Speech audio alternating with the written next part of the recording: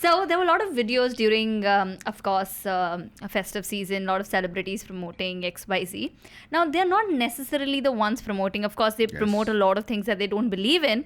But apart from that, these fake websites, and it's to make one thing look legitimate, right? And make it much more authentic. A lot of people now are using deepfake videos of these celebrities, voice cloning of these celebrities, promoting the products that are there on their websites or applications that they are trying to sell.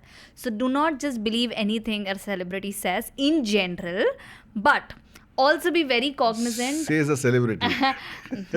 Don't believe her. But next time you see an ad on her. I am very, very cognizant of what I sell, by the way. So, but it's very important for people to realize that just because a celebrity is promoting a particular product in a very fishy, sketchy application or their website doesn't necessarily mean it's real. It can also look legit, right? Yeah. And the best thing is today that for voice cloning, you can just use 3 seconds of somebody's voice. Yeah. 3 seconds of somebody's voice, and the voice can be cloned. Yeah. Like next time we can run, whole podcast without you being present. Right? Aram karo, AI yaar. is Aram really karo. replacing, but I think I'm far from it. Okay. So voice cloning, and see, when you had deepfakes, there was a problem of voice. Now that problem has also been solved. They can also lip sync. Yeah. The cloned voice. I ended up attending one of the consulate events, and it was a very closed-door event, and we were about 8 people, and there were multiple influencers of different kinds, right? They were, one was promoting health and lifestyle, the another one was technology, like different niche. And one of the topics was, how are we leveraging AI? And they mentioned that even when they're selling a product or they're pitching a product, they are actively, including podcasts, by the way, they're actively looking at not just someone AI creating scripts for them, but also voice cloning and images and videos, which is very scary because means they are doing it, or yeah, they're actively working towards. And they showed a couple of videos where they were promoting one of the products, and it was not really them. They were sitting at home, but they had shot the other bits and pieces, and they were just lip syncing. So they were licensing their absolutely likeness. Yeah. In fact, there's a court case also where some celebrities have gone to court and said that their likeness, their voice, Anil Kapoor is one of them, their isn't image, it? cannot be used. Cannot be used, and it's very appropriate that nobody should be able to use your identity. But isn't it scary, the influencers and people who are there on social media are trying to do that? Because I'll tell you, now there is a term where people can lend their face. For example, they don't necessarily have to go to a particular ad shoot or anything. Their faces can be used for print ads.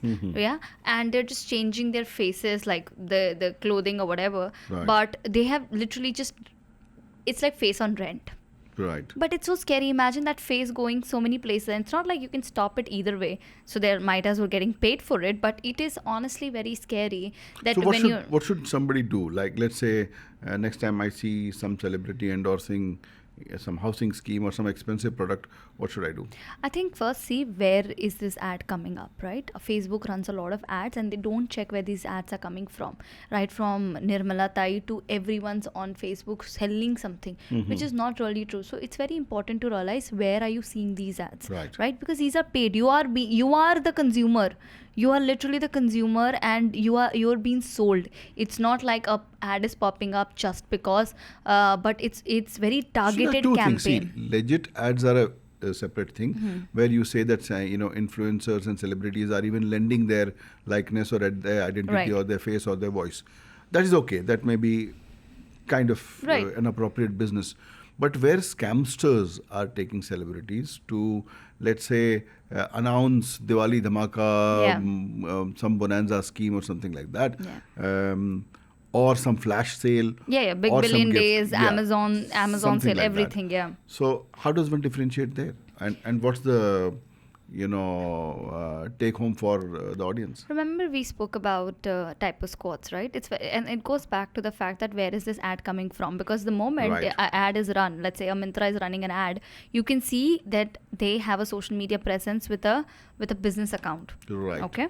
and you can check the legitimacy of that instead of someone running and a lot. I face this all the time, right? I do these sari brands and I see same video is being used and run ads on. I've actually sent legal notices to the brand saying you cannot use the video. One, the sari is not yours. Second, I have not, like, you know, I'm not the one who has endorsed it. Absolutely not. So you're not only selling a wrong product, but you're also using my face. If tomorrow something happens, who's responsible for it? True. Literally, it happens every week. I get one of the ads, someone's running my video. It's not even deep fake. Someone is using the same exact video of the brand that I have done, but another brand he's so tiny in nature. Problems of poor people. I know, but you know what? And these are very small brands. I'll tell you what. But they are selling it at the cheaper cost, and they are also like their account creation. And you can see on Instagram when was the account created. You can see the account was created few months back. Right. So that way you just have to dig in a little before you invest. But before that's you for spend celebrities time. where somebody is misusing. Yeah. No, as a consumer as well. Let's say my mom got this Facebook marketplace, right? And parents, there is something for 1 rupee, 5 rupee, 10 rupee, okay? And then she found this tailor machine, like a proper machine, right? Sewing machine. And she was like, I want to get it. So she booked that. वो पुराना जो sewing machine होता है ना, वो marketplace से कुछ 2000 का था. And she was like, okay, that is usually comes at 10-15,000. And she booked it. She paid for it online. वो घर पे ना प्लास्टिक का sewing machine आया इतना सा. Literally इतना सा है वो. And my mom was like, but I had called for वो पुराना टेलर वाला जैसा. स्कैमस्टर्स को मदद करने की काफी खानदानी आदत लग रही है. Mom, can you see it? What Brijesh is saying? I'm just helping. Okay, let her call you today. Okay, you talk to her. But I'll tell you what. It's so. मतलब ऐसा नहीं कि मशीन नहीं आई लेकिन उसका नकली आई. But वो 2000 तो चले गए ना. The thing is कि it's just realizing. And honestly, imagine me facing as a person who's in cybersecurity to inform their parents. I can't imagine people who are so busy out there. They need to sit down with their parents and have a conversation about it, right? That's the most important take home.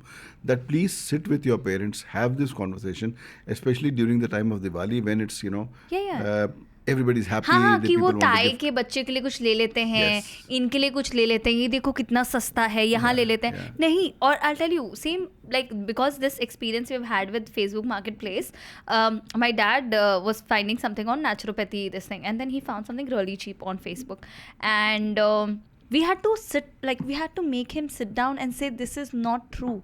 Do not do this. He was very unhappy about it. He thought उनके बच्चे उनको समझते ही नहीं है, समझना ही नहीं चाहते, उनकी खुशी ही नहीं चाहते. AI को समझता है.